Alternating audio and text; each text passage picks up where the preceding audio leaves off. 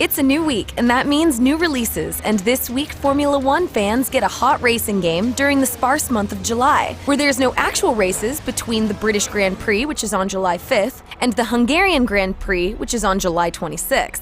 But why watch when you can play? F1 will feature teams and driver lineups from the 2015 season, as well as drivers, cars, and circuits from the 2014 season as bonus content. Now, the game officially launches on the 10th of July, but that's for Europe. North America will have to wait until the 21st to get behind the wheel. F1 2015.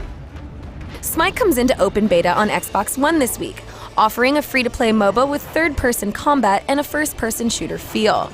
Auto attacks are skill shots, and there are unique death matches and themed games for game mode variety, so it's separating itself a little bit. Similarly to the competition, it's 5 versus 5 deities, as you pick from a variety of self-proclaimed gods, 5 of which are free in rotations, and others that need to be unlocked with gems you can purchase or favor you can earn by playing.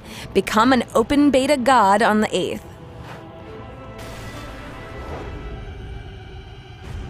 Also this week, we get a tactical squad-based shooter that allows for up to 8 people working cooperatively together to shoot sci-fi stuff on Mars. As you venture forth, fighting the terrifying creatures that Ironward Studio has created from the deep recesses of their nightmares, you'll be assuming the role of one of 8 different classes. Classes give you unique abilities, like the Assault class that has a wide range of weapons and is pretty much average at everything, or the Heavy class, which tends to be a bit slower but with way radder guns.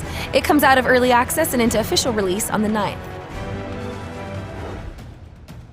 If you have a PS4, then you might have missed Pneuma, Breath of Life, that was released on Xbox One and PC earlier. But worry not, because this mind-bending first-person puzzler has gone under the radar for most of its release, and that means it's remained fairly spoiler-free.